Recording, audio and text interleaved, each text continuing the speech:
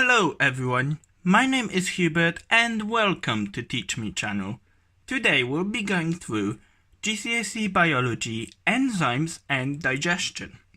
Now, we talked about enzymes before, how they worked, and I gave you a bit of an introduction, but now we need to start going into why we have enzymes. What functions do they do in our body?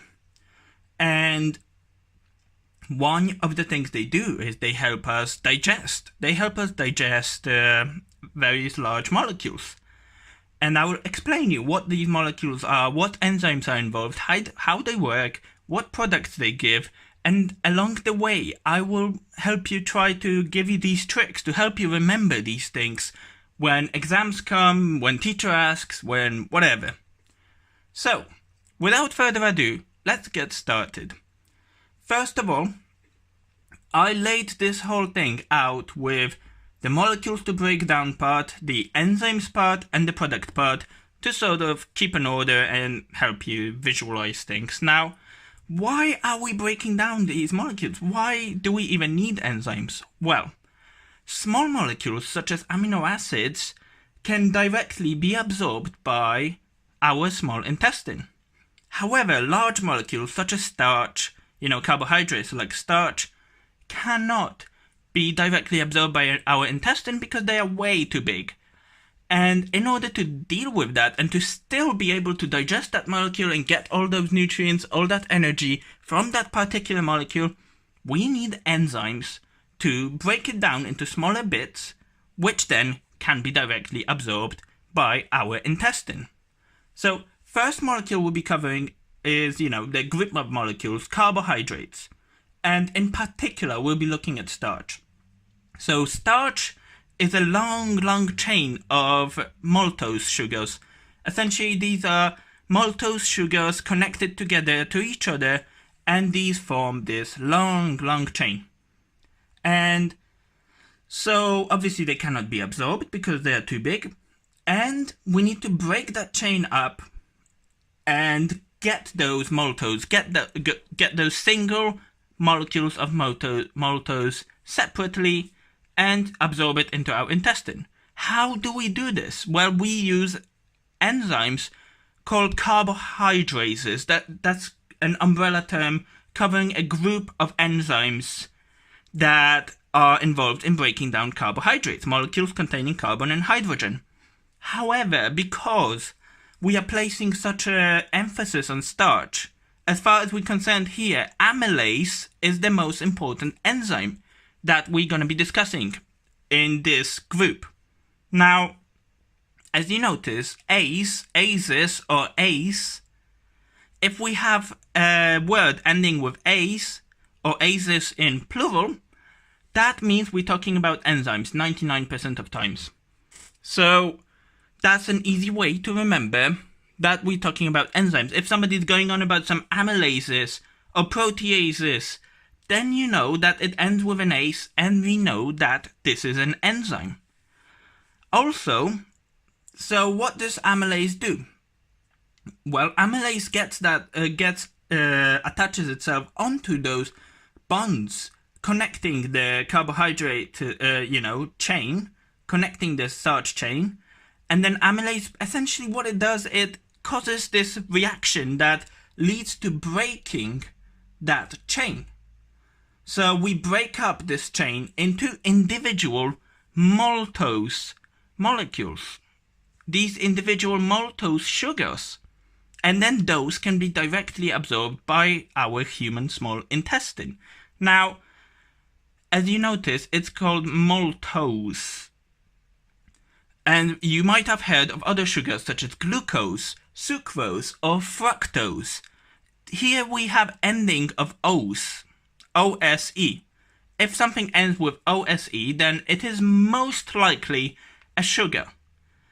And why am I telling you this? Well, because if, say, in an exam they ask you what product does amylase create when it reacts with starch, or something along the lines, and then it gives you multiple choice answers, then the answer that ends with OSE is definitely something to consider. They still might mislead you with glucose or something else, but Maltose is the answer, and because it ends with OSE, we know it's a sugar. Starch is a chain of sugars, so that is a very good way to remember the product of starch, the product of breaking down starch. Now, so this is it for carbohydrates.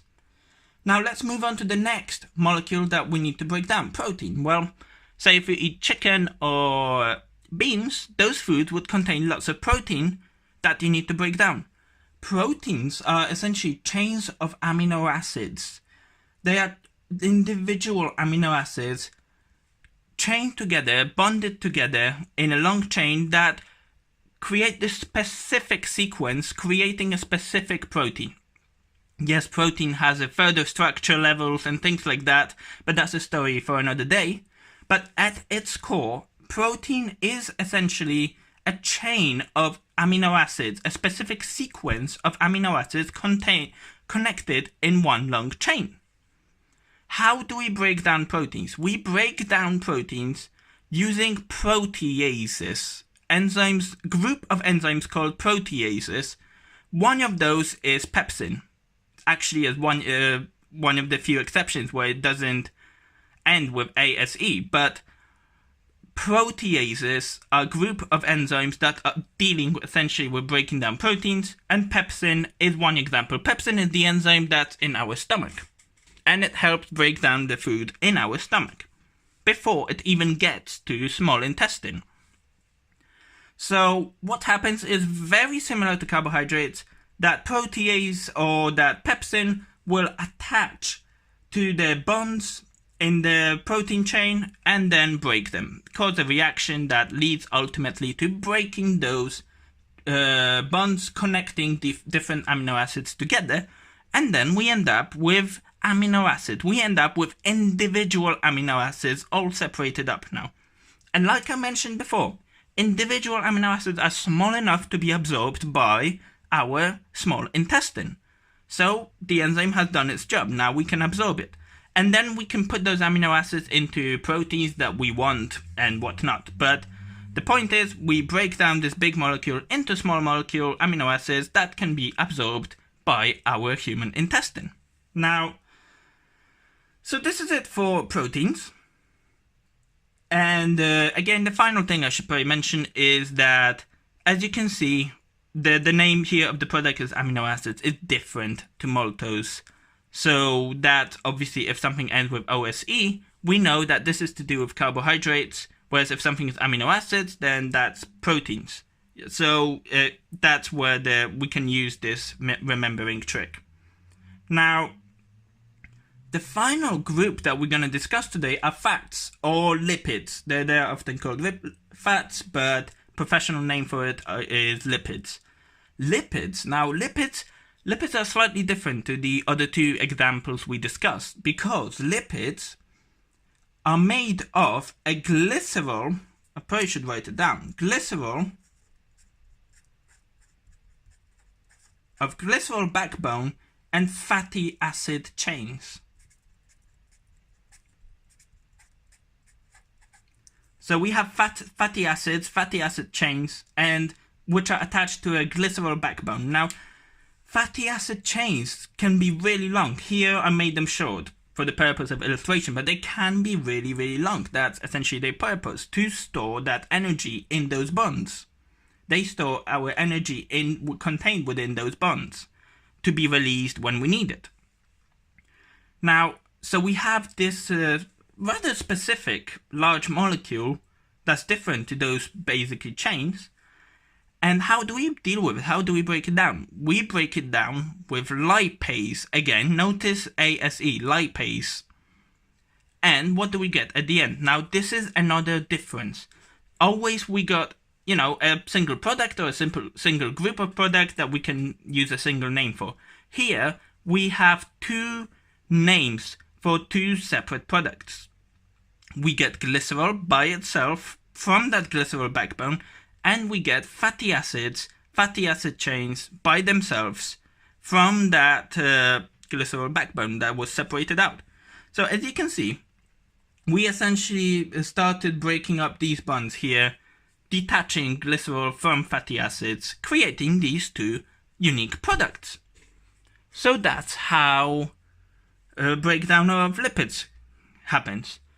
Now, okay, so we covered the three main groups of molecules that need to be broken down by enzymes, and we covered what enzyme they are broken down by, and we covered what products these give us. However, where are these enzymes made? Where are these enzymes present?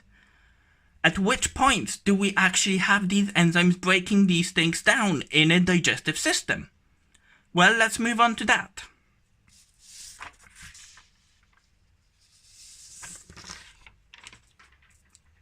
So here I prepared a list of organs and areas where these enzymes are.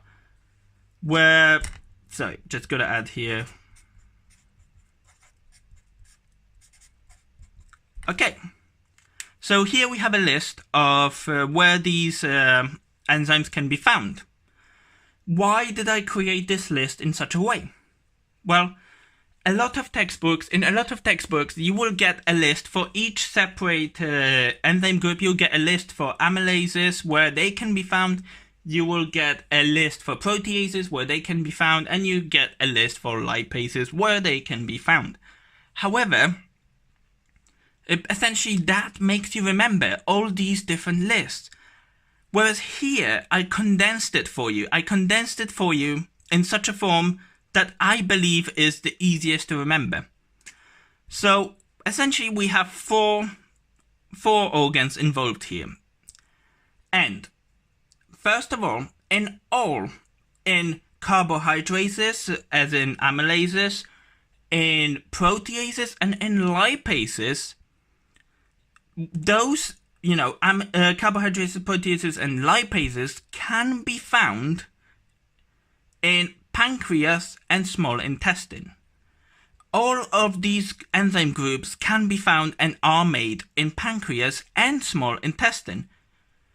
And that's very important.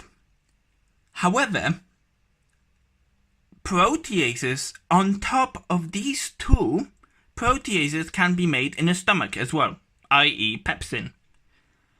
And amylase or carbohydrates, can also be made in salivary glands, in our saliva. Which is why, for example, if you hold a piece of bread in your mouth for a very long time, it will start tasting sweet, because amylase will start breaking up those starch chains and leaving that maltose sugar behind, which tastes sweet. So that's the trick to remember this. If you are ever in doubt, you've forgotten what particular enzyme is involved in what organ. If you've forgotten all of that, whenever you're in doubt, you can shout pancreas or small intestine. All of these major enzyme groups will be found in those organs. So that's the bottom rule. If you are in doubt, pancreas or small intestine.